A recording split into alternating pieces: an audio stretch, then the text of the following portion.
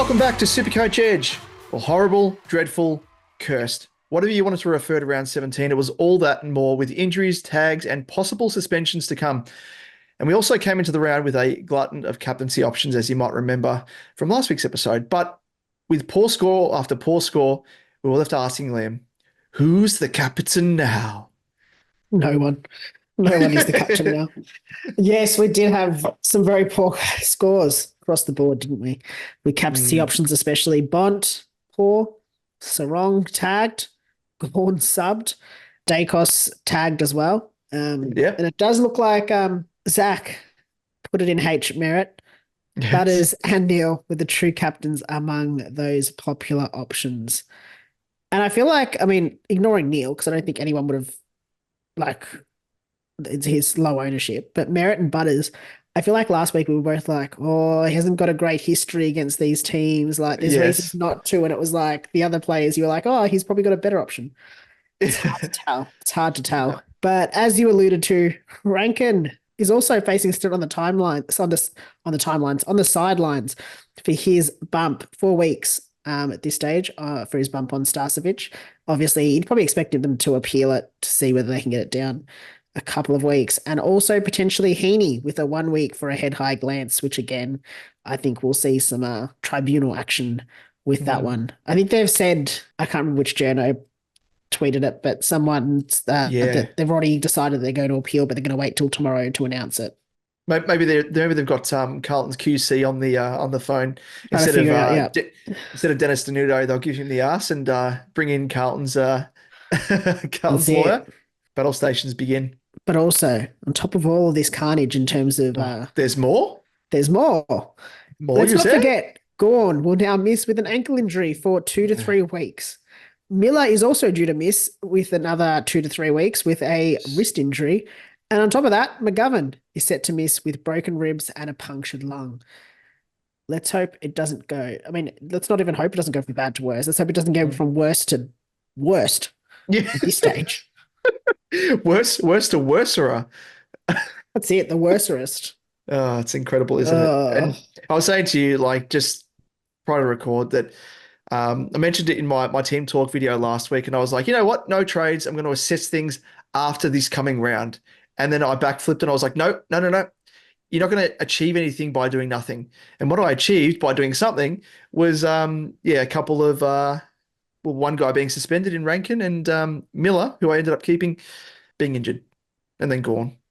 I have to say, I kind of feel like Neo from The Matrix, because I've only got to deal with Miller. So everyone's like, oh my God, Gawn, oh my God, Rankine, oh my God, Heaney. And I'm like, yes.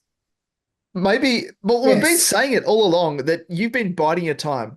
And I've always said that you are going to make a comeback at some stage in the season. And I think this is it. You don't own Gawn. I've got Gawn. No. I'm done. In our head-to-head. No, you're fine. You'll be back. I'm done. I don't think statistically I can actually come back.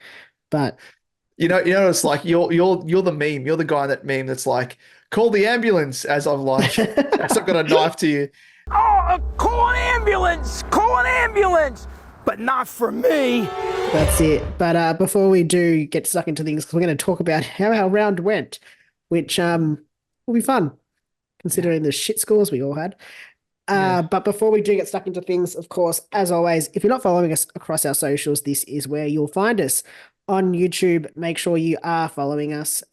Just search SuperCoach Edge and don't forget to subscribe so you are notified when our content does drop from week to week. On Twitter, you'll find us at @supercoach_edge, Damon at DamoJ88, myself at Liam Evans _95. And on Facebook, Instagram, and TikTok, search SuperCoach Edge, and you will find us there. Well, shall we jump into how we both fared for round 17 and ended up scoring a 2,403. Ranking-wise, I was actually surprised myself. I actually went up 129 spots to now sit 2,485th overall, which sounds good in theory. Sounds good. But I will say this. If I thought last week was terrible, I just don't know how to describe this week because simply everything went wrong, but the score doesn't reflect it. As I spoke about and mentioned in the intro there, I opted to go against my tactic of sitting on my trades and hoping for the best with, your eyes, bright spark, a little bit of a light bulb moment above my head. And I thought, maybe a proactive approach will net me a bit of a leg up over the rest of the competition. Well, that well and truly backfired. So ended up using 2 trades. Brought in McKercher for Steele as my 23rd man switch up. Was really liking the look of McKercher. Really nice form in the VFL as a lead-in. And I was like, I can't deny it. I've got to get on him. So that went well in terms of, I guess, their respective scores. However, I had initially planned to punt Tookie Miller, the running man, for McKercher until comparing his scores with Steele, and opted to instead punt Steele. Only for Tookie Miller, of course, to injure his wrist and get subbed. So that was a cross. It was sort of a half cross because McKercher, I can't be too unhappy with that, but I'm now dealing with another injured player. And then for the second trade, and I'm going to say in inverted commas here, upgraded Fisher to Rankine, only for Rankine to get himself reported. And I mean, he started poorly and ended up posting a half-decent score at least. Maybe the only appearance that he has in my side for the remainder of the year if I do trade him. But then I was made to swallow the very poor outing from Charlie Curnow. And, of course, Richmond. Do they have a tag? Nah. Why would they? So, only maybe the memo came through that I was captaining Sarong, and Uze was like, we're going to get him. So they ended up tagging Sarong once in a blue moon. And I guess it must have been a blue moon. I just didn't see it in the sky. So fair income. In retrospect, maybe I should have sat back and done nothing as I originally planned and thought, you know what? Wait a week, assess from there. And I thought, 1 week's not going to really bring that much carnage, is it? But it did. But Liam, how did you fare? Did you dodge it? I did. I'm going to have to say, it was a strange week. Because I think if I looked at my side, there was just so many players where I was like, oh, why are you doing so shit?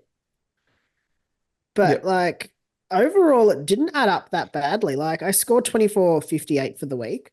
So not bad. Went up 5,165 spots to sit 50,752nd overall. If these trends continue, I don't think, no, I can't. I can't hit number 1. But I'll be, about 20,000th based off that. Is that right? Yep. 7 times 5, yeah. Well, if you factor 15,000? in that the highly owned likes of Rankine, Gawn, Heaney potentially being out, all these players, this is your moment. This could You've be my got virtual moment. pods. That's your it. Team of pods, your anti, that's it. Yeah. My anti-pods. So in terms of my trades this week, I made 2. I punted Fisher, just because he was injured. And I also punted the GOAT himself, Matty Rao. I was sick of his shit. It was like, you're out of here, mate. Sent him off to the goat farm. So what did we work out last week? Was he a goat turned into a cow because he was no longer the goat? He was just busy munching grass and just slow moving, off to the old dairy farm. No, okay. No, it's the dairy farm. Dairy farm. Come on. It's not quite there yet. It's like sending him off to if he was a horse, to the glue factory, as they say. Yeah. No, he's on a nice farm. He's a nice farm. Nice farm cow. It's called The Farm. The Farm. Very creative. And he's out there. He's been sent out to pasture. Maybe that's the way of saying it. Yes. Yeah. Before he's grass fed to a point. No. No one's going to be eating Rao. Oh, no. No. Not tasty. But who did you get rid of him to? Yes. I traded in my boy in Jai Caldwell. Yes. And a bit of a pod as well in Josh Dunkley. Oh, my Lord. So we'll get to that. Incredible. Another pod. You are coming back. Now, if these trends continue. Just adding some more pods here. But yeah, as I said, looking at the scores across the weekend, I was frustrated every game, I feel like. Just because, what happened? There were so many substandard scores. I had Took's 33, Curnow's 33, Walsh's 69, as well as lower scores from Dacos. Dacos 92, Ryan 99, not bad scores, but just lower from what you'd expect. Martin 99, not all these players failing to turn up. Green's 96, and even Zorko's 84. And then I had Bodge as my captain with a 106. So I'm still, looking at my team going, how the hell did I score 24.58? But then I guess it was my pods again, as you said, that did fire. Dunks 140. on debut. Big. TDK 128. And Jai Caldwell as well, 138 on debut as well. Yeah, wow. And even, I guess, Jackson, 121. Tom Powell, who I'm still holding, 104. Good God, you've got him. Yeah, I know, right? Sheasel 141. Just lots of positive scores there, I guess, as well. But and sort of limiting the real shit ones in terms of Miller, Walsh, and Kerno. But certainly my trades did help with Dunks almost doubling Rao's score in 1 week in my team. With his 140, I think Rao scored like 70 something. So that was nice. And of course, cool roll with a mammoth 138 was also 134, I should say. But yeah, it was nice. It was nice to have a good week for once. Yes, and well overdue, I reckon, for you. And it's funny because I thought the exact same thing, especially 2 players scoring 33 in your team. You're like, there's no way I'm going to make 2,400. I remember like the last game, Brisbane, Adelaide, and it was like 23. It was like low 2,300s. Yeah. Like at the second quarter of the game, I'm like, yeah, whatever. Like, I'm resigned to the fact I'm not going to reach 2,400. Just knowing that I've got 233 scores in my team, and yeah, able to do that. It's just like, what the hell? Like, and it feels even justified. I woke up on Sunday and looked at my team, and it had already scored 2,000, and I was like, how? How has this happened? I've got my Bontempelli was 106 as my as my captain. How can I possibly be on 2,000 with 3 games to go? Yeah. So I don't know. It was a weird round. DR, Supercoach with DR, of course.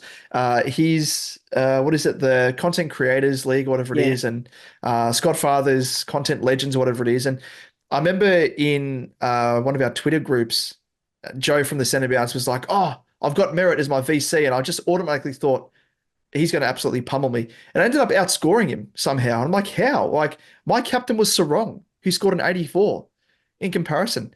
So I guess I was kind of helped with that trade with McKercher because the 134, I had to take someone off field, which by that stage could only really take a Tommy Green off field. So that netted me an extra 38 points in comparison. So that on top of the head of, say, a Tookie Miller would have given him a total score of 70 odd or thereabouts, adding on to his 33. So kind of balances out. But it's now's the time where if you have those pod players like you've got now with Dunks, once they pop off, they're going to very, very much help you, especially in light of these highly owned players like Gawn and so on and so forth going down injured. So I'm not going to say it's a cakewalk for you, Liam, but I reckon you're coming back. Yeah, I wouldn't quite go that far, but definitely feeling. Yeah, I think it's interesting coming out of this weekend and not being. I feel like normally I'm always like, oh no, all these injuries that we have to deal with, and I'm just as affected. But this week I'm not, which is kind of nice.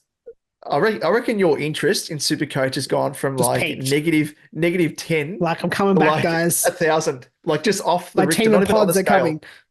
Because you're like, this is it. I'm here. Whereas like I've gone the opposite direction. I'm like, I'm so over this. Like I've used 2 trades. I'm down to 2. Could be down to 0 after, heading into the round. So yeah, we'll see how things go.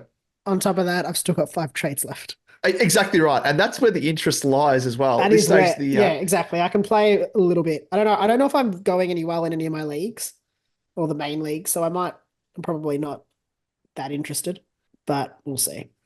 Yeah, exactly right. Well, with our head-to-head, Liam, so of course your massive week of 2,458 eclipsed my 2,403 to give you your second win for the season, and you definitely caught me with my pants down to the extent that I was tripping over them. So, yep, good to see. Differential is 2,095, but I mean, with those pods, it's only a matter of time. Only a matter of time. So with that, let's jump straight into our first segment, where we wrap up the round in general with the good, the bad, and the ugly.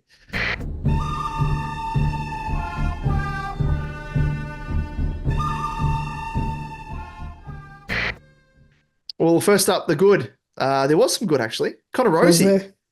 Yes, there was. Well, this is probably the one pod that you don't have, but you may have him after this week. Maybe. Might be one to consider.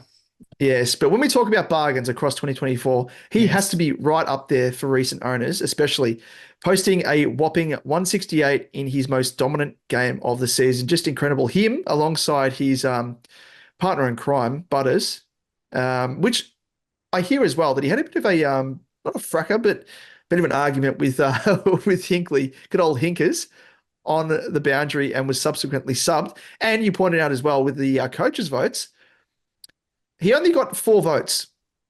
Connor Rosie 10 because he was incredible, but Butters equally as good. Only the 4 votes, which makes me think that that Bevo gave him the 4, and Hinkley's like, "Stuff you, mate. Like, first of all, I want to sub you, and then I'm not going to give you any coaches' votes. Just fickleness galore." Quite funny, but anyway. The coaches' votes, I have to say, were very weird in that game. Rosie got 10, obviously. And then Horn Francis, Georgiades, Wines, Zerk Thatcher, and Butters all got 4. So, like, just a weird, I don't know, not like an anomaly, but kind of an anomaly. Yeah, it was 2 games that happened in, wasn't it? Yeah, there was another game, I think, as well, the Carlton Giants game. PWSK as well. Yeah. Anyway, it's a bit of a weird one for you. But anyway, on to the bad. We have Sammy Walsh here, your boy, held to just 69 after getting some attention from Bedford throughout the game, a far cry from the 148 he did post last round. So not what you want from Sammy Walsh. Yep, and a bit of a trend here with the baggers. In the ugly, probably no surprises. Charlie Curnow struggled once again, this time against the Giants, who did run rampant across the ground and just restricted him, double teamed him. Again, utilized similar sort of tactics to what Richmond did, just blocked up space, all that sort of stuff. And the Giants were just too good across the board. So, I mean, the ball didn't even really get down there. So I don't know if you can really, really blame Charlie for all of it, really. Kicked a goal late to continue, which I was happy with, almost a win in itself. Streak. Yeah. His goal kicking streak. So, yeah, but otherwise, as an owner, just not good enough. Not good enough. But hoping that hopefully Liam Jones isn't back this week for the Dogs and it can be a turnaround game. He normally plays quite well against the Dogs, so we'll wait and see. I reckon the ugly should go to Vossi here because he should have thrown him back. Like he was having no, I actually don't understand it. He was having no impact up forward. The ball wasn't getting there in fairness, but he was having no impact. He's getting double teamed, as he said. Why not throw him back especially when Wiedering went down? Yeah. Like Wiedering was on the bench for like ages. Like there was a stage where I was like, yeah, of course. But there was a stage where he was on the bench for ages with that corky, and I was like, surely you do something to like. Yeah, Kemp was one out, and like that's when Hogan ran rampant. Like he was dominant across the entire game, but especially that portion because you don't have a defender like Wiedering with his size, speed off the mark, all that sort of stuff, and it was just at least use Charlie down back as a bit of a drifting defender. To intercept mark, all that's basically put him back as a spare. Yeah, that's what I thought. That's what I would have thought you'd do, especially with Wiedering going down. For that, not obviously he played out the game with the corky, but just for that period where he was on the bench for like an eternity. Yeah. Yeah. No, it was very, very strange because we've spoken about it previously, like where opponents have actually got on top of Carlton. Like Melbourne was a classic example early in the season, and they did just that. Like Charlie went, even when it wasn't overly dominant, it was still kind of like 50, maybe it would have been like a 75-25 in Melbourne's favour. And then Curnow was thrown back, Harry was still up forward, and Charlie actually did a really good job. And he's marking some of his bread and butter and everything else. But yeah, just very, very strange. So I agree. Vossi and the coaching staff, whoever the forwards coach is, just a bit of a clip there. Throw him back. Yeah, put him back. But let's move on now to our next segment, the juicier one, of course, in The Price is Right. Show me the money. The price is wrong, bitch. In The Price is Right, we discuss potential trades and trade targets from week to week, and we even discuss whether specific players should be traded at all. First up, in the gone category, it is Tookie Miller. Took. 482.3K. Break even of 124 and obviously found himself subbed out on a score of 33 after injuring his wrist. And looks like he's going to be out for 2 to 3 weeks at this stage. And yeah, if it's, I'm kind of worried as well that I know they've given this time frame, but it's like if it doesn't heal as quick as what they're hoping to, um, will he spend more time on the sidelines? Although I do remember like there's so many players that have broken their wrist or like forearm and they've played with that guard, but with the wrist, it's a bit different. I don't know. So a little bit worried as an owner of Took. And it's that tough time, isn't it? Where it's like 2 to 3 weeks. Can you hold him? Can you get rid of him? Yeah, 2 weeks ends up being 28% of the rest of the season. If that seems like a really weird specific number.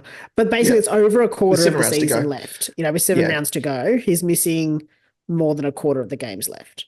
Yeah. And if he misses 3 weeks, he's almost missing half the games, like 47, I think it's 47% or 48% or something like that. So he is then, that's a fair chunk. Like that's almost missing half the season. That's essentially having a player at the start of the season missing half a season. Yeah. You would definitely not hold that player. Obviously it's different now with a lack of trades. But yeah, it just depends. It comes down to cover and everything. Probably that's a bit of a asterisk we should mention across all these guys that we want to trade out. And comes down to your cover. If you've got no cover, obviously you need to trade them. That's a non-negotiable. But the quality of cover, another thing as well. That's the other thing. Depends on how good your cover is. If you've got Rosie as your 23rd man, is that how it works? Yeah. Yep. Then potentially you might go, okay, I'll hold Miller. Because you could bank him really probably to be between Miller and Rosie as to who you're going to field anyway. So hold him. But yeah, it depends. And it depends on what other issues you have. You have Gawn, Rankine, and all this kind of stuff. So we'll, I guess it's pretty team dependent there. But let's move on to the next guy, and it is Matty Rowell, 476.5k, break even of 116, and he pulled out another stinker in terms of scoring on the weekend, which has taken his 3-round average to just 80. He is bleeding cash at this stage. Get him to Rosie if you have the excess trades to do so, and just move on. Yep, no, totally agree. Yeah, it's frustrating with these players. Like I pulled the trigger on Steele, who was looking good and then kind of just fell on a heap again and only just turned up. So, he's just dropped off a cliff, and it's one of those luxury trades. If you can do it, 100% do it. But otherwise, put him out to pasture, as you said, Liam. Next up, we have Isaac Rankine, of course. 569.5k, break even of 110. So obviously only finds himself in this list for the suspension that he has been given. And obviously our advice here is very team specific, as we spoke of with Tookie Miller. Comes down to your coverage, quality of coverage, if you got any at all. Obviously he's been rubbed out for 4 games, and that represents, what was it, 57% of the remaining games for the season. So obviously more than half of what's remaining. And provided he doesn't get his suspension downgraded in that instance, he's likely a traded option, as that all but takes you to SuperCoach finals. And if you do have decent cover, for example, for instance, a Simpkin, you may decide to hold, as you spoke about with Tookie Miller. And if you've got a Rosie as your M9, if you do have a Simpkin at F7, you may be able to use him. But with potentially Heaney being out for a week, and then obviously Gawn as well. And if you've got Jackson in your forward line and you're able to swing Jackson via a Livingston, for example, and you need cover in the ruck line, it means that you're down an extra player, with Jackson going into the rucks and Rankine being out suspended as well. So a little bit of a pickle. But yeah, I mean, if you've got Dowling, that does help. It may mean that he gets, even greater opportunity, and could provide a bit of handy cover. But obviously look out for news from the tribunal in the coming days if the Crows do decide to challenge it. And then obviously when it comes to head-to-heads as well, if you're playing in cash leagues, or if you're just a league player, you could obviously look at whether or not your opponent's upcoming own Rankine. And if you're gunning for the finals or gunning for a top 4 spot and your opponent has Rankine and they decide to hold him, it gives you a little bit of a leg up, even if they do have coverage, if their quality of coverage isn't the best. So just keep a lookout for that as well. And it may help you, I guess, with your own tactics. If you don't have Rankine, and you're thinking, oh, I might need a trade to bring in a quality player to offset the quality of players that they've got, like a Rankine, it might help you actually. And as you've wisely noted here, Liam, we need that disclaimer we see in legal and insurance ads, and that this is just general advice and you should consider your individual situation. Yeah, I agree. It's just, it's very much a super tough one, especially for those that just brought him in. Moi. That's me. Yep. So I knew it was going to happen at some stage this year. I reckon it's happened previous years where you bring in a player and they get injured straight away. I think it happened with, might have been Sicily. I think he got suspended. I brought him in. It was like the week I brought him in, he got suspended. I'm like, nah, stuff it. I'm going to be stubborn and hold him. And then he got suspended again. I'm like, you bastard. So at least I've ticked that box, the SuperCoach bingo. Not That's the best. I do love your 5D chess game where you're like, look at your opponent, and then if they have him and you need to upgrade, just like do it anyway. Like, I love it. I think I agree. And even if your opponent does have him and doesn't have the greatest cover, like, I don't know when they play this week. I mean, I can't see him getting off. Like, I can't see it going from 4 games to 0, personally. They play literally the middle game against the Saints, Saturday at 7:30. Okay. So they may even hold out. Like, I reckon a lot of coaches out there will be holding out until that game, trade they potentially. Have to do. Yeah, because if they use loopholes off the bench and stuff for coverage, unless they've got Dowling, of course, that's much for muchness. He's obviously playing for the Crows. They may opt to hold maybe a week and then assess from there, but I don't know. Interesting though.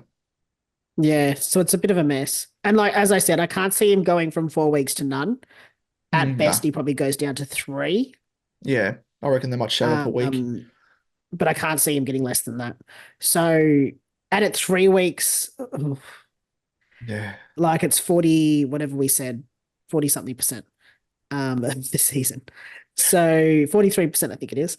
So that's still a sizable amount of the season. I don't know. I think it's probably is a trade, but it's going to come down to, I think, all right, so what I'm going to say is Rankine in this instance, if when he returns from a suspension, it's not like a Gawn or a Miller where they may have to ease him back in, if that makes sense. So he's probably the one that you're least, in that sense, potentially one that you hold if you have the ability to. Whereas a Gawn or a Miller, Miller, I think it's just, this is the perfect opportunity. He hasn't been scoring the best. This is the opportunity to move him on.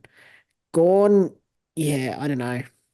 It's just hard. With Rankine as well, I mean, when he makes his return, that's going to be in the second week of finals? Yeah. First week of finals is round 20. Oh, sorry, round 21. Round 22 is the second, round 23, third, round 24 is the grand final.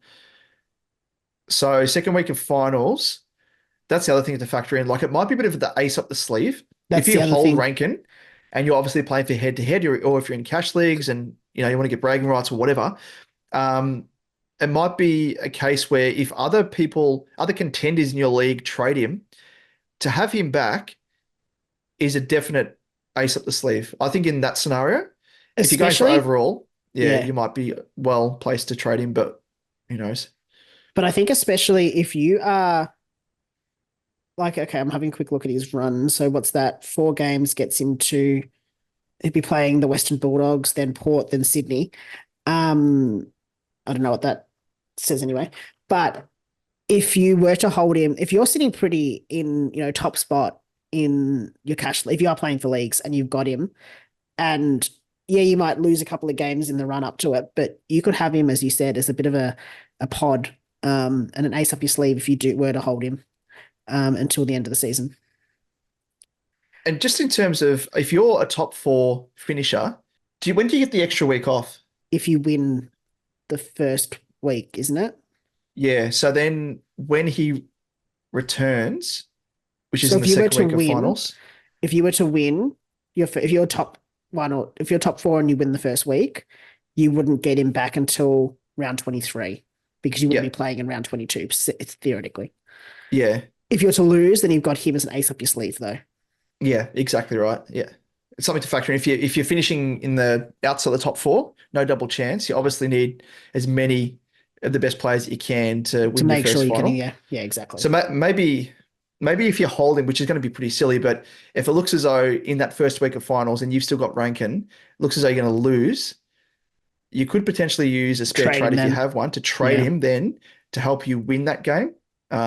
Probably at the expense of maybe winning your future finals by getting rid of him. But if you bring in someone of equal or better quality, might be a bit of a tactic. But yeah, anyway, so we're going to rabbit hole here, but Yep. I suppose it's applicable for those people that are playing leagues and everything else as well. So yeah, ticks that box. Yep. Let's move on to the next guy, and it is Maxi Gawn.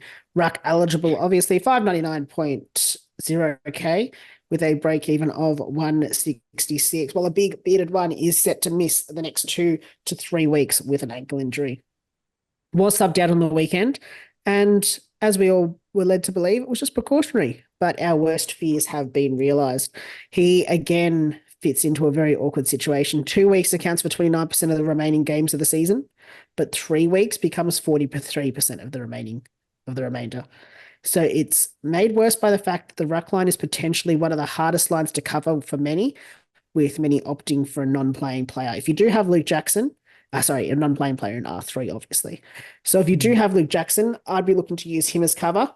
And it comes at the perfect time with Darcy set to miss this weekend due to concussion and Jackson getting the chance to shoulder the ruck load solo at least this week. It does become murkier, though, if you are relying on the likes of Freddie Krueger. However, if it does extend past 2 weeks, because, I mean, there's doubts over what's his name, Darcy Cameron as well. So, I mean, it could be Kruger's time to shine. You never know. I mean, I don't even know who else they would have to play in the ruck at this stage. I don't even know how far off Mason Cox is.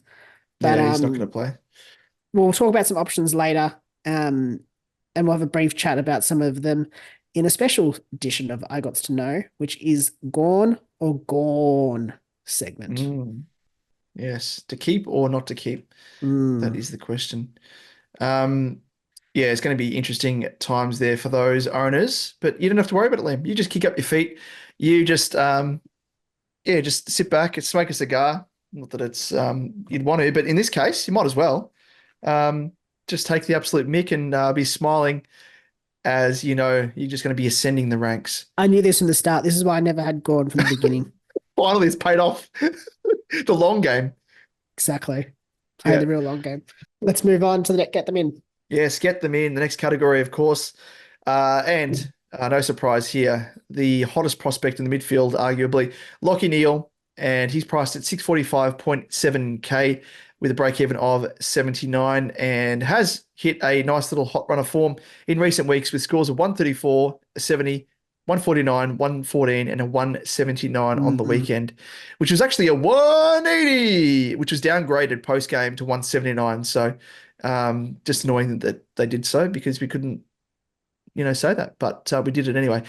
He also has a relatively steady scoring base with just 3 scores sub 100 with 70, 71, and 79, but also has a great ceiling with 7 scores over 125. So captaincy worthy, no doubt.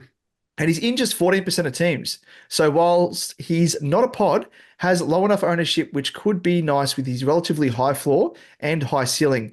Perfect for both league and overall ranking. Now, Liam, you've compiled some stats here for not only Lachie, good old Chocky Neale, but also some other players that we're discussing as potential get them ins. Do you want to just roll through that episode briefly? Yeah. So just quickly, based on from the good stats that we get from DFS Australia, they've put together a defense first position for the rest of the season. I've just looked at that and basically given them a rating pretty similar to what they've done. I've simplified it slightly and just kind of looked at sort of 5 this is just to give you a context of what we've done. 5 kind of options. So it could be an easy, somewhat easy, neutral, somewhat hard, or hard.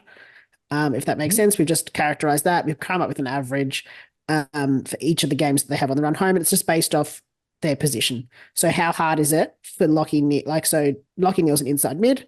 So with his games, he plays West Coast, Sydney, Suns, St Kilda, GWS, Collingwood, Essendon. Each of those games, how difficult or easy? Difficult, I guess. Yeah, is that matchup for inside mids? And likewise for the others, we'll talk about, forwards and all that. So we've just done that for each of these teams. In essence, on the run home, he has a pretty neutral overall run home. He's got one easy game against the Eagles coming up this week, and then 2 tough matchups against Sydney and GWS in the coming weeks. So it averages out with some neutral and other games to about just a slightly negative overall, but not anything to be worried about. It's 0.7 is the average. So that's positive overall, I'd say. Pretty neutral. Yep. Exactly right. Don't mind it there with Lachie Neale. I mean, there's a couple of games that we've outlined there as potential tags, like St Kilda. Yes. If Winhager's fit again, he's definitely one they'd want to tag. And then Essendon as well. We saw with Durham, did a really good bang up job on Dakes. So could potentially have a run with as well. And one thing to note there, Essendon's game is classified as a neutral game because for inside mids, it's kind of what's happening. But against Essendon, it's his best average against any side. He scored that 200 and all that, recently. Oh, yes. So just keep that in mind. And that's a game that that's the last game of the season for the Dons and the Lions. So it could be one that shapes as an important one for finals calculations and where the teams finish. Very nice. So, yeah. But anyway, that's beside the point. We're not there yet. You will be, don't worry. Oh, I meant as in terms of teams, but anyway. Oh. I thought you meant for Essendon's prospects. Oh, no, I'm really not there yet. Still weeks left thinking about that.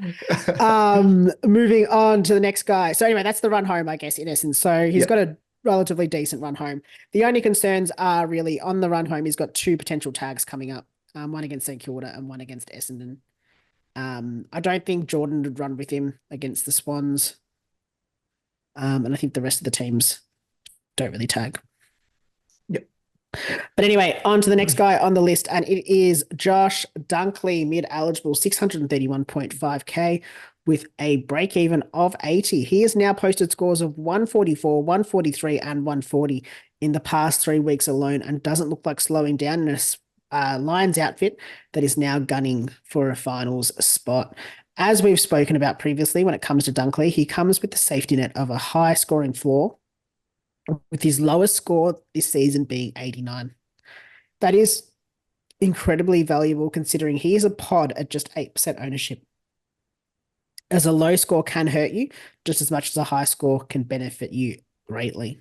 The other positive is that he is less likely to be tagged than his counterpart in Lachie Neale as well. So he's got this exact same run home as Lachie Neale, obviously, but with the reduced risk of tags. He also comes in 15-ish, bit less than 15k cheaper than Lachie Neale. So yeah, probably doesn't have the same high ceiling like the 179s, but has a decent enough ceiling and a better floor than Lachie Neale. Yeah, no, he's a very, very tasty prospect, and just one that you've obviously jumped on, and good foresight to jump onto that. Again, he's got another nice little run, so I do like him. But next up, Connor Rosie, 495.5k.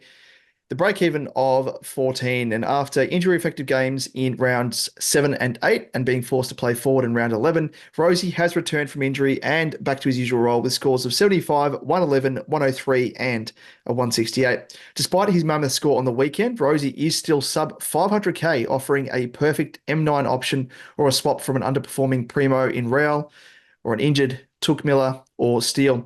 And to top it off, he has a good run home. So if you don't have him, I think he is, and I spoke about it earlier, he's like hands down the best value option we've seen all season. So at that price point, get on him, really. In terms of his run home, he's got a few potential tag risk games against Carlton, Sydney, and Adelaide. And in terms of, I guess, tough matchups, he doesn't really have any. They're all neutral. I mean, he's got 3 neutral matchups in Carlton, Adelaide, and Freo. A positive matchup against the D's. A very, very positive matchup against Richmond, who obviously give up quite a few points to opposition mids. And then a positive matchup against the Suns, which averages out to a score of 2 out of 5. So really good. Wouldn't say it's a perfect run, but you're going to find it very, very hard to find a player with a perfect run home. So I think he's probably, of all these players that we're talking about, probably the one with the best run home, difficulty-wise. Agreed. Yeah, no, agreed entirely. I like him. I am considering him this week for Tookie Miller. Simple as that. Good. Not much more to say there. I like it. Get him in. Like it a lot. Obviously with the tags, it's a tricky one with Port because there's 3 players that they could tag. Like you could tag Horn-Francis, probably to a lesser extent, I think. But equally you could be tagging Butters or Rosie. So yeah, it could even be a tag that moves in game potentially as well. Depending if one gets off the chain. So we don't know, but just something to consider there. Now on to the next guy, and it is Jai Caldwell, my boy. Mid forward eligible, 544.2k with a break even of 52. And with CBAs at 54% to 75%, and then again to 90% in his previous 3 games, they maintained the heights on the weekend with a 79% on Friday night. He has a 3-round average of 125.3 and a 5-round average of 111.6. And for those who fear what a Darcy Parish return could look like, Parish and Caldwell played. I know that we discussed this recently as well, Damon. So this is why I did them digging after that. Yes, they played in 7 games together this season. So I'm not factoring in the other seasons. Rounds 3 to 9. Now Caldwell probably played less midfield time in that time, but he did average 94 across those 7 games. And that includes an injury-affected score of 58 in round 8, where I think he's played half a game. So if you work that out, it was going to be on for a big score as well. So if we do take that injury-affected score out, his uninjured games, so the 6 games, become out on an average of 100 on the dot. So that's playing with Parish. Nice. His CBAs over that period were also considerably lower, with his highest ones in that period being 64, 61, and 46%. So his CBAs were lower, but he was still able to score quite well. But I think in that being said, I think he's shown the way he can play straight in the midfield. And when Parish is to return, I think there's others that will make way especially probably Perkins is my one that I think will probably play a bit more of a forward role. But Stringer as well probably loses some CBAs as opposed to Caldwell. But if he does drop in CBAs, I'm not too concerned because he was still able to average that 100 in over that 6-game period. No, do you like it? In terms of his run home, much the same as I think Dunks and Neil. He's just on the negative. So he's got a positive game against Melbourne, a couple of neutrals, a couple of slight negatives, but only the one really tough game, I guess, up against Sydney for an inside mid. So it's not a bad run home, negative 0.7 overall. Perfect. Well, that's on par with Neil and Dunks. So, yeah, it's good. And obviously a forward option there. Yeah. The DPP definitely, I reckon, elevates his prospects even more so outside of the fact that he's obviously scoring quite well and he's got that role, everything else to go with it. So, do like him 100%. And especially now with, as we've seen with in the forward line, just absolutely been blown to smithereens with Rankine, potentially Heaney being out a week, and then Jackson potentially being needed in the ruck to cover Gawn. So, yeah, that DPP, if you've already got Caldwell in your midfield, that's going to be very, very valuable if you do have DPP to swing him into the forward line. And likewise, if you're looking for someone to bring in, which I am potentially via Tookie Miller, to cover Rankine or Jackson, he's going to be a hot prospect on my list. So next up we have Colby McKercher, defender midfielder, priced at 444,200 and break even of 31. So the young gun, he returned in scorching form with 134 from 37 disposals, 6 marks, and the old Devils number here, 666 meters gained. And the added positive was he took a heap of kick-ins, with a fair few also resulting in some return kicks as North tried to weave their way out of defence. So he'd kick in, he'd run on, get the handball receive or, kick, and then bomb it down the line. Virtually, I guess, channeling his inner Seagull, his inner Liam Ryan. Just really, really good to see. And despite rising 64.8k in price on the weekend, he's still very much a bargain when weighed up against his scoring output and the fact that he is defender mid eligible, which is super valuable for team coverage on the run home when trades are running dry. I guess the only concern for McKercher is possible attention that he may attract in coming weeks. Could Jordan and Chinkota play possible run with roles in the next 2 weeks on him? Maybe, maybe not. We'll wait and see. Probably helps that LDU's in good form as well. And Sheasel as well. So may take the attention first and foremost before McKercher. So if I was a guessing man, I would say both of those guys, especially Sheasel, would get the attention before McKercher, but we have to mention it because it may happen. But in terms of the run home, it's a bit of a not too bad. I mean, he's got the Sydney game first up, negative sort of matchup there. Carlton, they are the almost hardest to score against. Geelong, positive matchup. Richmond give away the most points. West Coast, positive matchup. The Dogs are kind of neutral, and Hawthorn up there with the best in terms of giving away most points. Averages out to just a 1, but it is positive and ranks behind Rosie in terms of these players that we're talking about. So do like it. A bit of a soft run home, you could say, for Colby McKercher. Yep. And I do like the fact that he has the mid defensive eligibility. So if you trade him into midfield, is scoring well enough. Like, it's an easy trade down from Took as well. Like, Took's what? 482. You're going to bank 40k as well. Yeah. And you can have him as like a swing option as well if you need, for extra coverage. If you've got a Dacos or a Mick Martin in your backline, if you need some cover later on in the season. Like it.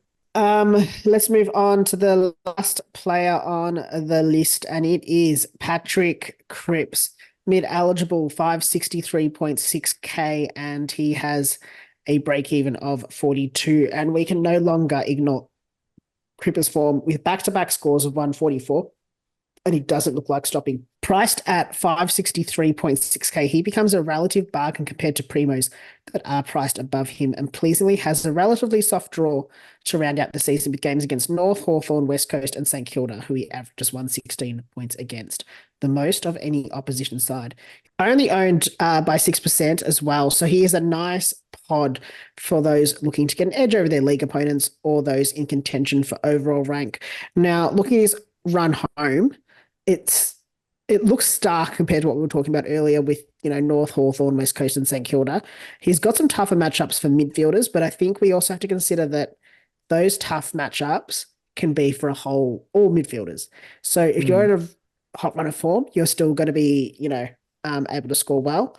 And I think with Cripps particularly, he's in a hot run of form, but also the way these kind of, as far as I understand them, these work, it's based off, your average score and how much lower you score compared to that, if that makes sense. So if you're averaging, 100, and then you play the Bulldogs and you score 98, like they're getting a -2 kind of average, if that makes sense.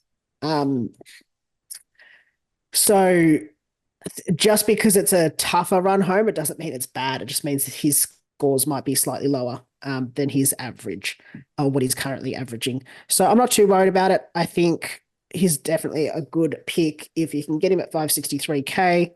I do like the good old Cripper, especially being a little bit of a pod, which this time of year could give you that extra leg up if you ever need it, because there's all these common players that are bloody injured. But Don't mind it. And totally like that contextualization there with regards to the defensive E position as well, because it can be awfully confusing. And even though we talk about like the soft draw that Carlton's got to round out the season, there are matchups where it may look like it's a soft, I guess, minnow opponent, but when it comes to, opposition midfielders, for example, not performing as well as what they would if you're a defender, for example, it kind of makes sense. So make sure to check that out. Of course, it is at DFS Australia to check out the graph if you are tuning in via the audio podcast, and likewise the YouTube as well for the extended look at that. Just click on DVP and you'll find the breakdown there of defense v position. Now, let's round things out by chatting about those players on the bubble, and it's getting smaller and smaller every week. And we have first up Lawson Humphrey, defender midfielder from the Cats, 117.3k, break-even of -89. And after an impressive 91 on debut, Humphrey managed a score of 66 in his second game. His job security is probably up in the air with no guarantees he keeps his spot long-term, so we can't really rely upon him for cover for the remainder of the season. But again, I mean, you look at the Cats injury list, they've got Tanner Bruin to come back and Guthrie as well, who's out for who God knows when. But Tanner's probably the next one to come in who will usurp him. So we'll just have to wait and see how long he stays in the team for. If the Cats keep winning, they'll just, I reckon, continue with that winning formula. But it always tends to be the case where, like, as soon as a side has a loss, if they have senior players or players that are kind of on the cusp, they'll kind of get rid of the rookie, the fresh cash cow first and foremost. But yeah, he's looked good. I think there's high raps on him, but I tend to agree. I don't know whether we can rely on him long term. Yeah, and with that DPP defender mid, like if you're already going for a McKercher, you don't need to go for him purely off that DPP because McKercher satisfies that need. Exactly. No, agreed entirely.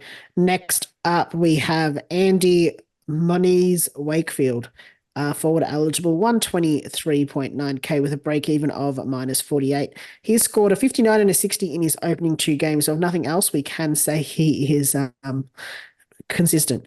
A good score he has kept. His good sign, is that he has kept his spot over fellow youngster Kynan Brown, but we can't guarantee he'll stay in the team for the remainder of the season. So maybe a risk if you are looking for a cheap rookie as a bench cover option. I wouldn't be looking this way personally, especially as a forward. I don't know, just doesn't feel right. Yeah, especially if you need cover for a Rankine or whoever, and you're relying upon him. And imagine if he's out, if he's dropped, you are up shit creek without a paddle. So, yeah, it's hard. I mean, it kind of is a given, isn't it? This time of year when it comes to rookies and cash cows, if we can still classify them as that. But, they're more and more less reliable in terms of job security because a lot of the time they're getting games because the regular best 22 have been, torn apart due to injury, suspensions, everything else. So, yeah, good old Andy. What a bit of a mouthful as well. Andy Moniz Wakefield reminds me a bit of Frankie Muniz, the bloke who was in Malcolm in the Middle. And of course, I'm a Celebrity, Get Me Out of Here, fleetingly. And of course, the greatest movie ever, Big Fat Liar. But let's be real. Fat Liar. Have you not ever seen Big Fat Liar? I've never seen it. This just shows our age difference. Get on it. It's great. Big Fat Liar. Quality. I know Agent Cody Banks. I know actually still don't know what to say. But Big Fat Liar. I think it was called Big Fat Liar. Yes, no, you are totally correct. And it had Amanda Bynes in it, of course, another one who went missing. Yes. She went off the rails apparently, but who knows where she is. Paul Giamatti as well. Yes. Oh, yeah. He's been in quite a few comedies. Quality movie. I can kind of see as to why he gave up on Hollywood because all that he was being given are roles in. Sorry, Liam, if you're a fan of Big Fat Liar, but I'm sorry. shit movies. I'm just loving these the ratings. IMDb 5.5 out of 10. Rotten Tomatoes 46. Amazon.com.au 4.7 out of 5. Whoa, The people of Amazon love it.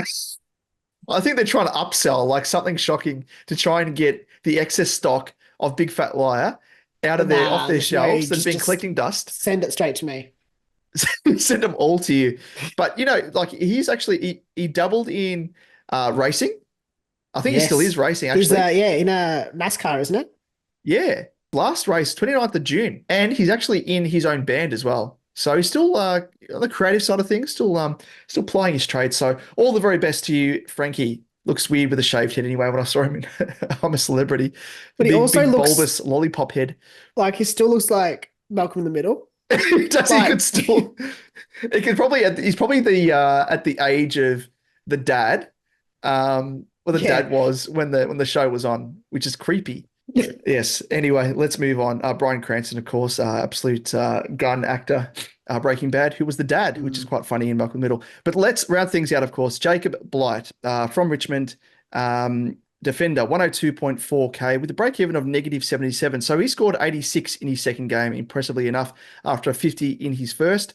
And with Noah Bolter needed forward due to injuries, it all but assures Blight a spot, in the short term at least, as a bottom-priced cover player if needed. So I don't mind him. In terms of job security, you'd probably say on form, Humphrey, maybe, alongside Blight, and then you'd have Wakefield all the way down the list, I think. The one thing I do like about Blight is that you're maximizing the cash you can get. If you're going to lose someone to cover, at least you're getting the most bang for buck with Blight. Yep. Not in terms of the output that you're going to get from him, but from the just initial cash injection that you're going to get.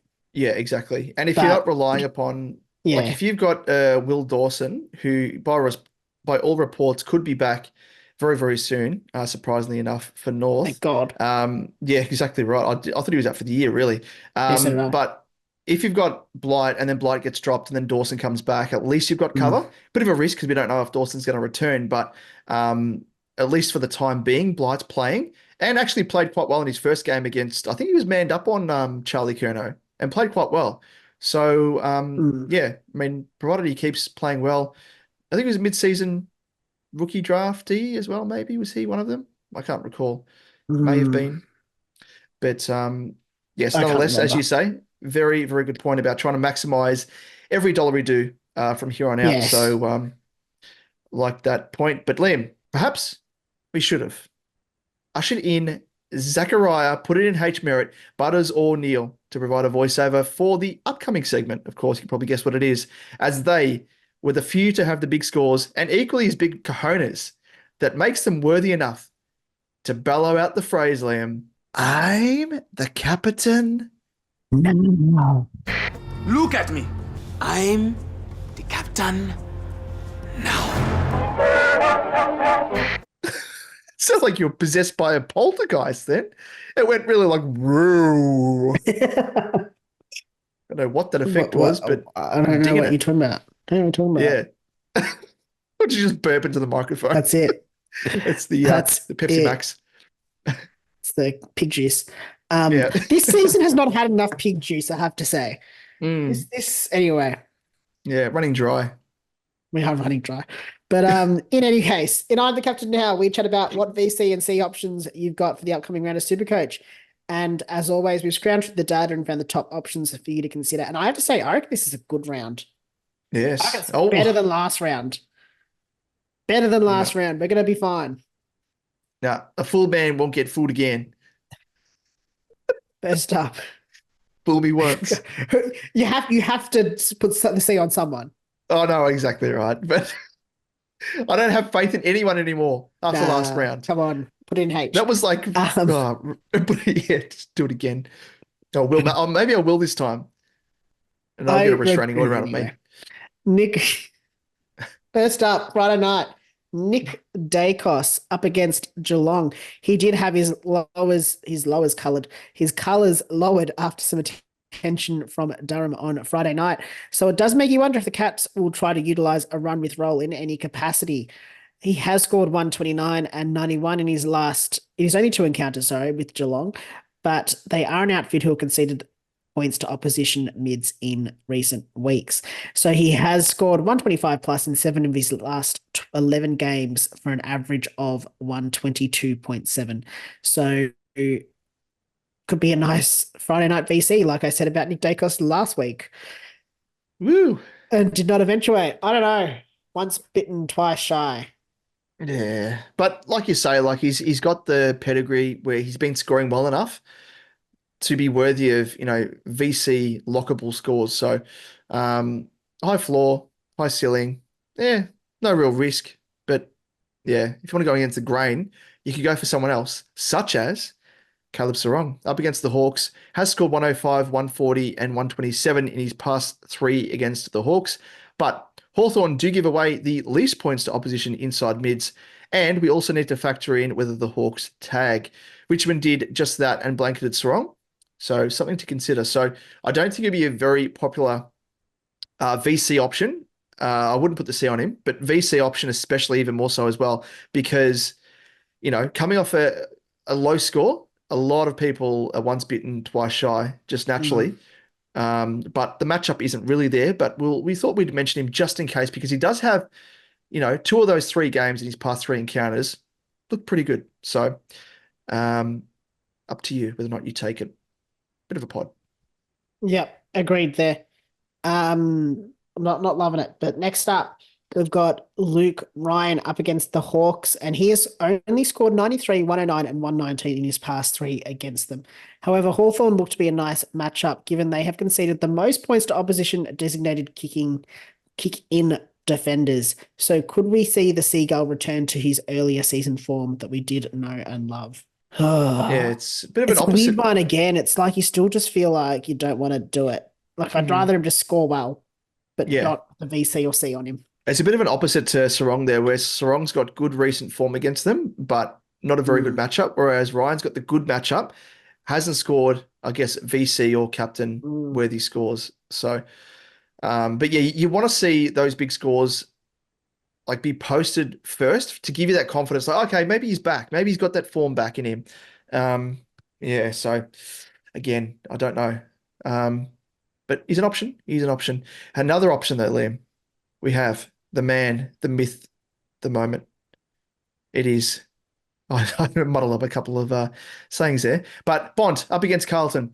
His most recent scores against the Blues are 112, 105, 155 for an average of 124. And we've seen him reach heights in his last 5 rounds, even if he was legless and backless and everything else, with scores of 186, 99, 162, 157, and a 106.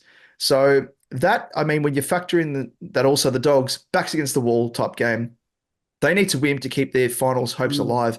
So will Bont strap them on his back and pull out another big score? He's that sort of player to do it. And he does it time and time again. Even when he's got so many different ailments, he just continues surprising us.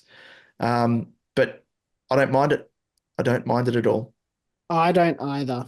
I don't think Chincotta's going to go to him, personally. I can't see that being the best option. No. I can see him going to maybe a Libba. Yeah. Ed Richards, maybe. Dale, Ed Richards, I don't think feel so. like he could be a great option. Yeah. Yeah. Ed Richards is really good form as well, so makes sense. And I feel like kind of like sized, if that makes sense. Like I think that's the issue with Bont. Bont is so big. Yeah. If Bont took Chincotta forward, I know Chincotta's traditionally a backman. Is he? Did I just make that up? Yes. Yep. No, he is. Yep. Okay, good. I was just like, hang on, did I just invent this? Because I wanted it to work. But like, I just don't think, I think Bont would just be too tall and too big in that sense for him. It'd be So giving up think 5 centimeters. Yeah. Because he's Okay, not that 187. much. 187, but still, there's a little bit of a height advantage. yeah. If you factor in the leap from Bont, he's got a pretty nice leap to him. Be a pretty good advantage. So you'd need, I don't know. Maybe he does play on him. Maybe not. Oh, I don't know. I think I thought it would be, what about weight? Or they don't have weights anymore. Not allowed But yeah, to. height-wise, I would have thought it would be more. So yeah, maybe it's not as bad as I thought. I don't know. Could be an interesting one. Yep.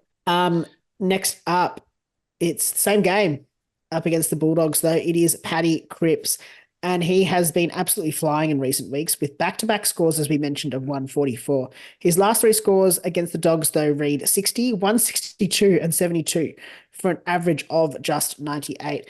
Historically, he has struggled against them as he has his second lowest average against any side against them, with an average of just 89.2 from 11 outings. However, recent form is a very important factor, and I think could be in for a big one. He is someone that you can rely upon, I think, especially with a VC. Just whack it on him and watch him play his trade. He's in supreme form. I reckon he's actually in better form than when he won the Brownlow. Personally, he's just incredible to watch. Another guy who's incredible to watch from your mob, Zachariah Merritt, up against the D's. So played one of his best ever games on the weekend for a score of 145. Faces the D's, who are giving away a positive number of points to inside mids, with the likes of Dunks and LDU going 140 plus against the D's in recent weeks. And he also has a great recent average against them, with an average of 133.3 from his last three matches, with scores of 134, 147, and 119. Geez, love the sound of that. I like it. I like it a lot. Next up, we have Zach Butters up against the Gold Coast Suns. And Butters comes into this game with a 3-round average of 132, which includes a score of 159 against the Dogs on the weekend. And with the Gold Coast Suns giving away the most points to inside mids, it is absolutely all coming up Butters. His recent history against them has been poor, with scores of 81 last season, but then before that, a 42, which was all the way back in 2020, and a 76 back in 2019. Similar to Cripps, though, I think recent form is potentially a better indicator for Zach Butters. Yeah, good old. He's very, very good form, as we know. Another guy who's in good form is his teammate, Connor Rosie, and was absolutely on fire with that mammoth score of 168. And this week, of course, faces the Suns as well. As we know, they're giving away bulk points to mids. And his recent history against them, like Butters, is poor, however, 95, 113, 94. But, may escape the tag if they do a bit of a run with, if they even do that without Miller there, who kind of can tag. Who knows who they use as a bit of a run with. But if they both get off the chain, geez, it's going to be a tasty, tasty prospect for owners. Yes, most certainly. Next up, we have Lockie Neal up against the Eagles. He's coming off a mammoth 179 on the weekend, and he's in a hot run of form with scores of 149, 114, and 179 in his last three. And this week, he faces a West Coast Eagles outfit that are giving away the third most points to opposition mids. His last three against the Eagles, 142, 123, 133 for an average of 132.7. And to top it off, his third best average against any side is also against the Eagles. So if you've got him, get on him. Yep, whack the saddle on and ride him into the sunset. The only concern, it's the last game of the round. Oh, no, don't say that. Now you've given me the heebie-jeebies. It's the last game of the round. All right, now you've put something in my head, because obviously I get the first choice in our captaincy head-to-head, but now you've given me chills. Maybe I knew that was what it was going to do. Yeah, exactly right. Bit of psychology there. Round things out though. Dunkley up against the Eagles as well, and he hasn't gone below 140 in his last three games, as we've mentioned, and now faces the Eagles, who are giving away the third most points to mids. He's also another with an incredible run of form against the Eagles, with scores of 143, 132, and 151 in his last three games against them, for an average of 142. So he's actually bettered Neal. Yeah, just a very, very nice option. And as I've said, he's not going to attract any tag if they, opt to go with a Jimby or someone as a run with player. They'll be going to Neal first and foremost. So don't mind that either if you've got him, Liam, like you do. That is it. What about our head-to-head? Head-to-head, how are things shaping up? Yes, well, as we mentioned, despite last round looking like a potential week of captaincy riches, we all came out as paupers with some really poor scores. Me. I nabbed another win. I just like talking about myself in the third person. As you should. As you should, exactly. With your good run of form. I nabbed a win over you, Damon, with my pick of Flanders, 105. Very happy with that. Jesus. Woo! Eclipsing your score of 84 for Sarong. Woo! I feel like this is a week that I'm not even proud to just win. A write-off. I'm just like, let's just not even talk about it. But that just sums up how poor of a week it was, considering that the 105 actually won. It has pushed the lead out in my favor, and I've narrowed the margin to just 29 points in your favor, Damon. But who are you eyeing off this week? Damon, you do have the first choice. Well, I don't own him, and even though you've tried your best to get into my mind, I wish I did own him. It's Chalky Neal. I reckon he's going to do a number on the Eagles, but I also like his teammate in Dunkley. I reckon, or maybe they just take it easy. Maybe one gets subbed just as like we all thought Gawn was doing, like tactically, and the next minute he's out for bloody 2 to 3 weeks. But I'm going to go with Neal. I'll go with Chalky. What about you? I'm going to go his teammate Dunks. I like it. And in terms of my actual team, I'm going to VC Merritt. Yep. And I'm going to see Dunks if he doesn't work out. Oh, so it's a bit of a late one for you, because Merritt's playing the fourth last game. I've got Livingston, so I can yes, play the percentages there. I am torn because for my actual team, I could go for a Dacos against the Cats as a VC. That's one train of thought, and then go Merritt as the C, or bypass Dacos, go for Bont as the VC into Merritt. So I'll have to decide. Or maybe just put it in a Heaney when Nakamura gets off that 1 week and he'll come out breathing fire. Punching other blokes in the face, being like, you can't suspend me. Slapping people with takes off his glove like in The Simpsons. I challenge you to a duel. Just kind of slapping people in the face with a glove. Like, technically it's not my hand, so I can do it. Swinging his arm backwards, so he's like, oh no, it was a mistake. Like Bart and Lisa when they're fighting. Yeah. I'm just going to move my arms like this. And if you get in my way, it's your own fault. The coaches go over and they're just flicking the lights on and off. Fight, fight, fight, fight, fight, fight, fight. Oh, classic. Well, with that, it's time now for the I guess rejig segment of I Gots to Know, Gorn or Gone edition. Hey, I gots to know. So Liam, to Gone or not to Gone? That is the question. As Shakespeare once asked. To be or not to be? That is the question. To die. To sleep. No more. We're frightened now. Whatever the line is that goes after that, as he's holding a skull. So Liam, just mixing up your plays, mate. Yeah, exactly right. I'm a Shakespearean, as you could probably tell, or not tell. So this is your fine work here, Liam, as well. But we've distilled it down to 7 options that we could consider, and you'll likely have one of these guys already.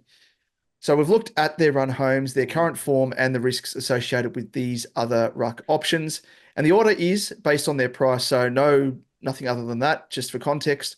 And we'll chat about our top options at the end. So Liam, do you want to kick us off with the first option? The first option is Toby Nankervis. I'm excited about talking about him. 647.7K, averaging 113.9, the only one. 1.2% of teams. So I guess it's going to be pretty quick fire with these because, I mean, it's much of a muchness with some of them. And we'll talk about some strategies at the end of it. But, Nank pros, he is actually the second best averaging ruck this year so far. So he's averaging 113.9. He sits just behind Gawn and just ahead of Grundy in terms of average. He's played one less game, so total points he is down. And he is also obviously the solo ruck and doesn't really have any other player to contend with when it does come to his scoring. So he is scoring quite well. Just going to also quickly get up his scores for the season while we're at it, and really has quite a high ceiling. So 1, 2, 3, 4, 5, 6, 7, 8, 9, 10 of his 16, I think, scores are above 100. With 1, 2, 3, 4, 5, 6, 7, 8 of those above 120. So it has a bit of a ceiling. Hasn't got too low a floor. His lowest score is a 69, Ding ding. a 73, an 87, an 89, and then a 96, and the rest are above 100. So yeah, not in bad form. I like it. Cons, the main one, the big one is his price. He is 47K more than Gawn, and probably his age as well, just a bit older, and potential injury risks there. In terms of his run home, though, he is rated number one with an average of 2.4 in the remaining games. So that is 2.4 out of 5. So very, very good. Great run home, but Exy is probably the great run home, great form, but Exy is the general consensus with Name Curvis. Yep. Just remembered as well, as you were talking about Nag being someone that you've enjoyed, was he your last trade-in last year Yeah, I had him last year. or thereabouts? You brought him in very late and then he got injured. I brought him in, yeah, Is that right? yeah. I would not bring him in this year because I don't need to. But Yeah. I think if I could, I wouldn't mind it. 647.7K. He's currently got a 137 3-round average. So he's in a hot run of form. In terms of his run home, I'm just having a quick look. He has 1, 2, 3, 4 easy matchups, 1 somewhat easy, 1 hard, and 1 somewhat hard. So but he's got 4 greens essentially. Gotcha. So I quite like that. And one of his hards is Gold Coast in the last round. Now, I don't know what the prognosis for Wits is, but that would actually be against Moyle, potentially, if Wits isn't back. But also, it's also the SuperCoach Grand Final. So could be a risky one. But he could also get you into finals. I don't know. Risky option, and expensive, but I do quite like it personally. Yep. Yeah, he's very much a pod of all these guys that we're chatting about. Probably the biggest pod, actually. Just scrolling down the run sheet here. So yeah, by a long way, really. Not by a long way with Meek, but yeah. Anyway. But don't mind him as an option. But this next option, Liam, is someone that you've opted for, and I actually really, really like. Tom DeConning, the King, 640.4K, averaging a 103.6 and in 6.3% of teams. So still a relative pod. In terms of his pros, the big one is in a hot run of form with the best 3 and 5 round averages of any other ruckman, which is a 3-round average of 150 and a 5-round average of 144.2. And the next best was the man you just spoke of with 137 and 134.4 in terms of 3 and 5 round average. So he is just in scintillating form, albeit, I mean, didn't really reflect it in his score on the weekend. He got outmatched by Briggs, but again, it's something that I've noted previously with big-bodied opponents. A little bit worried that they're going to just snap him in half. He got manhandled, he got ragdolled, but to still score 128 again just shows the quality of the player when it comes to SuperCoach. So really, really do like that. In terms of his cons, we haven't seen him solo ruck at this level. So does he have the tank to maintain his scoring? He's done it for 4, 5 games or thereabouts now. Has looked good across varying opponents of different sizes, weight divisions, everything else. And then we've got Pitney, who's still waiting in the wings to come in as a backup ruckman. Surprised that he actually didn't play on the weekend against Briggs. Off the back of that, as a baggers man, I will say I'll be surprised if Pitt doesn't come in for the run home against those more traditional, bigger-bodied opponents, just to give TDK a bit of a chop out, especially in the run to finals as well. So you may find that Pitt comes in, shares a bit more of that ruck load, and may put a little bit of a dent in his scoring output. That's the only worry I've got about him. In terms of those players he's got on the run home, he's got English, who's more of a more of a agile ruckman like TDK. Yep. He's got Cherry, he's kind of a bit of a hybrid. Put Adelaide, who solo, sweet. Who knows who's going to be playing there? Collingwood, who knows who the ruckman's going to be, really? It could be Darcy Cameron. Bit of a hybrid. Hawthorn, Meek, West Coast, and then St Kilda with Marshall. So I reckon he should be fine, but I reckon in the lead up to actual AFL finals, they will start to Give him a inject tune-up. Yeah. Pitt in, just to give TDK a bit of a chop out and just protect him more than anything. Yeah, I agree. In terms of the last con, like Nank, you'll have to find some cash to get him in because he is priced at that 640.4 price tag, which is quite lofty. But he is rated number 3 for the run home of these players we're talking about, with an average of 1.7 and has multiple easier opponents offering potentially strong scores, with an asterisk there, of course, if he is the number 1 ruckman. So just keep that in mind. But I like him. If I was to bring anyone in, he would be probably in my top 2, I reckon. Yep, agreed. Next up, we have Brodie Grundy, 608.5K, averaging 113.3 with an ownership of 46.3. So pros are obviously high owned. So you can negate the risk if he doesn't score well with that. He does have a decent ceiling with 6 of his scores being above 120. And he's obviously the clear first choice ruck and doesn't really have anyone there to take points away from him in the Sydney lineup. In terms of cons, his floor can be a bit lower with 7 scores sub 100. But again, as we said, that is negated by his higher ownership.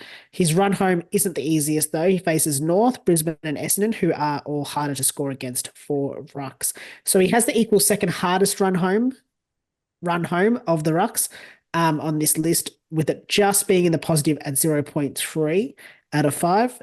So looking at Sydney, they face North, Brisbane, who are tougher to score against, the Bulldogs easier, Port easiest, Collingwood easier, Essendon harder, and Adelaide easiest, or easier, easy, soft, whatever you want to call it, towards the end of the season. No, I do like good old Brodie. It's been a little bit out of form in recent games, but you can't deny the quality of the man. Next up, we have Tristan Xerri, X-Man, 603.1K, averaging a 112.1 and owned by 11.1% of the competition. In terms of his pros, he is in fine form, scoring 6 consecutive tons and increasing his average from 108 to 112.1 over that time, which is the 4th highest ranking overall in terms of rucks. To further that point, currently has a 3-round average of 123.7, which is the 3rd best overall, and averages the most tackles of all ruckmen in 2024 with 7.4 a game, if you don't mind. Daylight's ahead of the next best, which is Grundy, with 5.4. This tackling work helps build a solid floor and scoring consistency, with his lowest score for the year being 82 and 3 scores in the 90s, with all other scores being 100 plus. In terms of the cons, he does have a knack for conceding bulk free kicks at 2.4 per game, which is the most of all rucks, which limits his ceiling, of course, from week to week. And his ceiling is one of the bigger issues, with only 4 scores over 120. His run home is a bit of a mixed bag. He faces 3 tough matchups in Sydney, Richmond, West Coast, a somewhat easier Dogs, and then positive matchups against the Baggers, Geelong and Hawthorn. But like Grundy, he has the equal second hardest run home of all the rucks on this list, with it just being in the positive at 0.3%. So quite neutral, I guess. Yep, agreed. Next up, we have Tim English, 566.8K, averaging 111.2, with a ownership of 21.9%. And again, like Grundy, he has a higher ownership, which does negate the risk if he doesn't score well, and has a decent ceiling, having had 7 scores above 120, and 3 of those have come in 3 of his past 5 games, so playing into some form for his West Coast contract that's coming up. He has scored 11 goals, second most of all the rucks. Actually, you know what? He could go to Freo. Just English and Sean Darcy and if Jackson. If Freo have the if Melbourne's recruiting team that recruited Grundy. Seriously. Anyway, it does have a decent ceiling, as you said, and has scored 11 goals, which is the second most of all rucks, which does also boost his scoring potential. He is the 4th best run, with positive matchups to come against Carlton, Geelong and GWS and Adelaide, with Sydney and Melbourne being difficult ones, with North being sort of in between mildly difficult. In terms of the cons, though, he has been inconsistent across the course of the season with 5 scores below 100, and he has had to share the ruck at stages with Darcy and Lobb.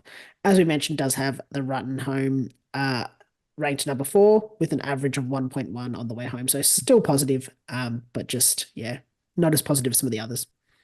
Yep. And we also have Rowan Marshall from the Saints, of course, 539.6K, averaging a 105.8 and owned by 8.4% of the competition. In terms of his pros, he is an easy swap, netting you around 60K to use around your side to upgrade elsewhere via the Gawn trade. Has a high ceiling also with 5 scores of 120 or more. He's averaging the most disposals of any ruck with 19.9 per game as well. So can be relied upon for his work around the ground outside of his ruck work to generate points, which is always handy. In terms of his cons, his lower ownership will hurt you with his low floor, where he has 5 scores sub 80. He isn't in the best form recently with a 3-round average of 95 and a 5-round average of 97.4. And that's 10 and 8 points below his season average. So in a bit of a downturn at the moment, and has a very tough run home. And we emphasize very here with games against Essendon, Brisbane, Richmond, who statistically are harder for rucks to score against. So having said all that, has the worst run home of all the rucks in this list that was spoken about, rated negative 2.5 on average for the rest of the season. And he is the only option with a negative run home. So that's kind of what you get at that price point. And that's minus 2.5 out of 5, minus 5. Yep. That makes sense. So, yeah, it's not great. And looking at that run home, he only has 3 positive matchups. He has 3 good matchups, like easy ones, and 4 of the toughest matchups. So, yeah. It could be lean Outweighed. points, especially considering the fact that he is going at a 95 3-round average. So it's not great. And obviously his overall average is considerably lower than the likes of pretty much everyone else on this list. Jeez, he's really fallen off except the for cliff, Tom haven't he? DeConning. Yeah. But DeConning, I think we have to look at slightly differently. He's really fallen off the wagon, to be honest, if you ask me.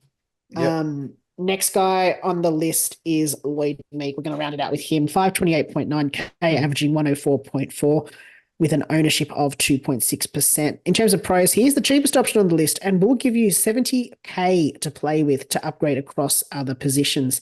Does also have a reasonable floor compared to the likes of a Marshall, with 8 of his 12 scores above 95. The 4 below this are 88, 81, 76, and 73. And have also come against some of the harder teams for the rucks to score against. So kind of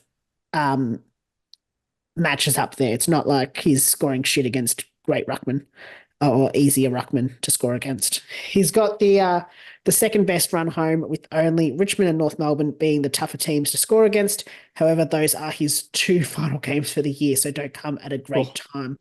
So looking at Hawthorn quickly, where are they? So he plays Freo, which is an easier matchup, Adelaide, easy matchup, GWS and Carlton, easier matchups, Collingwood, somewhat easy, Richmond, tough, and North, tough as well. So in terms of the cons, Ned Reeves was listed as available in last week's injury report, so he is also one to be waiting in the wings. You'd expect that Meek does continue to play, but just something to consider, that Reeves is in and around the mark, and he hasn't got the ceiling of the other guys on the list is another con. So I think that's where it hurts you. He's got a good floor, but hasn't got a great ceiling. That being said, he does have the second best run home of all ruckman on this list with an average of 2.14 out of 5. So it's a nice one. I guess from here, all right, let's put it this, what I think we spoke about the strategy before of trading, using Jackson potentially as cover over a Kruger, if you can. If you have to trade, who are you trading, Damon? I think I would strike Meek and Marshall off the list. Just because they can't be relied upon. English I've already got, but even if I didn't have him, I probably still wouldn't go there. I think Cherry I quite like. I really like the fact that he does have that tackling as part of his game. It's something that's a fetish of mine, I think, when it comes to players. Just because it builds that high floor, And, especially if you're in head-to-head leagues where it's a cash league or whatever, bragging rights, and you kind of need those players for consistency, especially across finals. So I do like him. Grundy, even though he's in some poor form, yeah, I like him. TDK, Nank, I just don't know what it is. I don't trust him. I just don't. I don't know. Like he's the player that was injured heading into the season, and he's been fit all season. And maybe it's like a secondhand sort of being burnt by seeing you owning him Right. last year. Yeah, and I don't know what it is. I just think he's going to break down. I don't know what it is. We'll have to wait and see. But he's in an insane run of form, 100%. I do like the fact he's a pod, So, but if he does get injured as a pod, that's going to absolutely burn you, especially if you're down on trades. oh yeah, 100%. He hasn't scored below 100 since round 10. Yeah, gee whiz. No, And when I keep going. only one of those scores has been below 120. And that was a 105. Mm. I'm sorry, one and a 117. So two scores below 120. All the rest have been Am I 120 giving plus. am I giving my top three options here? Give me a top three. Okay, In I'll say order. in order. Oh, okay. Yeah. I'm going to say TDK. Yep. I'll say Cherry. Yep. And I'll rationalize because I like the pod aspect, but they're not too much of a pod, both of those guys. I probably should say Nank, but something's holding me back. I don't know what it is.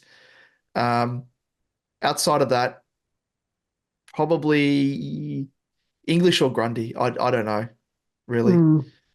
Um, but outside of that, as you mentioned as well, just before you go through yours, Yep. like people may be saying like, oh, like with Luke Jackson, why haven't you mentioned him? But these are the guys, the number one ruckman. Darcy still isn't like he's going to come back after his concussion. And we all know that Jackson isn't, you can't rely upon him when he's playing in the forward line. So that's the reason why we haven't mentioned him. But what you could do if you really wanted to, if you wanted to keep going and you had Rankine, for example, that you were going to trade out, you could trade him to Luke Jackson. And if you had Livingston in R3 or whoever with a swing, you could swing Jackson into the rucks, keep Gawn, and then go from there. But again, he's not someone you can rely upon for the remainder of the year. So that's just kind of a disclaimer there. And I think on top of that, you've got to think about the fact that Sean Darcy is out. Shrek is out with a concussion that probably keeps him out this week, but probably comes back next week. Yeah. Like, I mean, I don't know if he's got a concussion history. I don't think he does, from what I No, know. I don't think He's so. got a history with every other injury. Exactly. But concussion apparently isn't one. And so that's the factor for me with not wanting to focus on Luke Jackson, is that it's going to be a good score potentially this week and then straight back to, him playing as the second fiddle, which hurts you in the potentially other two games that Gawn is out for.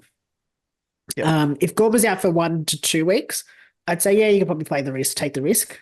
But the fact that there's an extra 2 weeks there, that's what's going to hurt you. I'm not against it. And this is the thing that I think you've got to factor in. Like, if it's hard to rationalize this as well, but Rankine coming back, if Rankine is out, let's say he goes to tribunal, I don't know if he does, challenges it, gets it down to 3 weeks. Gawn's 2 to 3 weeks, isn't he? Yeah, he's 2 to 3. Yep. Let's say they're both out for 3 weeks. On the return, I'm much more comfortable in how Rankine's going to score than how Gawn's going to score. Because Rankine's just coming back from, suspension compared to Gawn, who's coming back from injury. Do they kind of try and, lighten the load for him a little bit? I don't know. I don't even know if they've got another ruckman that they can choose, that they're going to actually choose. But yeah, I don't know. That's the only concern for me. And it's probably the same with Took. Like, does Took get rested a bit more coming back from an injury, and is he going to score less as a result? And so that's where I'm a bit worried with Gawn and holding Gawn.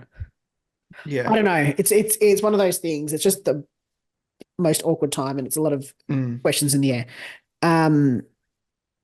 But I don't mind if you've got. I don't know if I would trade Jackson in. I think that's a risk. If you've got Jackson, Yeah. I'd feel more comfortable with using him as a cover because Yeah. you're kind of already getting his score. Exactly right. And that's kind of the position I'm in, like as a Gawn owner. I've got Jackson, I've got Kruger. I'll probably have to rely on both of those guys, especially Yeah. Kruger as well. But if I had ample best 22 coverage, I'd 100% just swing Jackson into the rucks. But I want to try and keep Gawn. Part of the reason as well, I'm only down to 2 trades, so Yeah. can't afford to really trade him out. But yeah, I think trading fair point. Jackson, I think if you've got Jackson, it's different to trading Jackson in. That would be my concern.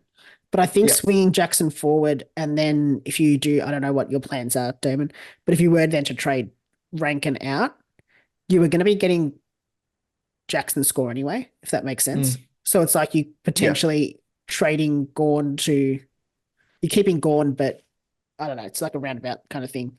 And then you get Gawn on the run home.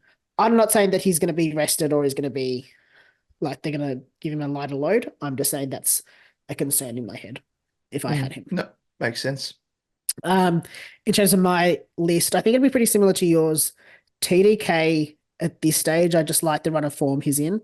Good run home as well, rated number 3 of those. Cherry I like as well. I do like Nank. I don't like Nank because of how much he's going to cost you. So to that's the other me, thing. it's a cost, and that's the same with DeConning. It's that's the other thing to weigh up. I think Grundy probably makes the most logical sense because it's pretty much a straight swap. Yeah, that's true actually. And Cherry is only the same. 9K. Like it's only a couple of K. But yeah, I don't know. Yeah, and it goes like, and if you want a pod, that'll direct you a certain way as well. I'm in my pod era right now. So, and that is why I'm so certainly choosing Nank at 1.2%. Yeah, to pair with your TDK at 6.3%. Yeah, but he would have been less when you jumped on him the other week. So let's see if I can get my whole team to less than 50%. Exactly, and it's a Total. cakewalk. I'm telling you, it is a really nice run home for the likes of TDK, Nank, and everyone else. But it's equally as good a run home for you, Liam, and SuperCoach stakes. SuperCoach gods can't smite you if you're just playing with pods. Yeah, exactly right. What are you going to smite all the pods? Are you going to injure every single pod? Like, yeah, I'd like to see you try. Come on, don't tempt the gods. Next week, they just have to cancel the AFL because everyone's injured. But it's all your fault. Anyway. Yeah. So that's virtually it. I think, it's kind of hard as well. And it goes, again, as we always say, but, it's cliche, but it's a team-by-team basis. Depends on what your strategy is. If you're going for league, if you're going for overall, if you want a pod, or if you're better served to go for a higher-end player like a Grundy, that'll, dictate everything for you. So got no trades. Got a lot of trades. Yeah, exactly. You got a lot of trades like you. If you got no trades like me, almost. If you, I think it's also we're playing with incomplete information. We don't know how long Gawn's out for. If Gawn's out for 2 weeks, then it's probably a hold. If it's 3 weeks, could be a hold or it could be a trade. Like, yeah. Even 2 weeks could be a hold or a trade. It's just, I don't know. Yeah, it's just that up in the air, isn't it? Yeah, but as you said, best of luck, whatever way you're going to go. But I'm holding Gawn. I'm holding him so tight. Don't leave me, Gawny. Don't leave me. And I'm hoping that Freddie Krueger can come out and be a nightmare for other teams. So we'll see what happens. Or at least gives me some 60+ scores. I'll be happy with that. Very happy with that. But Liam, that does bring us to the end of the show. But before we go, where can our listeners and viewers find us across socials? Yes, on YouTube, search SuperCoach Edge. And don't forget to like and subscribe. On Twitter, you'll find us at @SuperCoach_Edge, David at DamoJ88, myself at Liam Evans _95, Facebook, Instagram, TikTok, search SuperCoach Edge, and you'll find us there. Very good. Well, that rounds us out for round 17. And as we always say, best of luck for the round ahead. But I think we all need that more than ever. Yeah, exactly. We need it. We need more than luck. It's a Hail Mary type stage, really, at the moment, with the amount of carnage, suspension, injuries, everything else absolutely crueling us. But as we say, may your trades hit the mark and your scores, like yours, Liam, head to the moon. See you guys.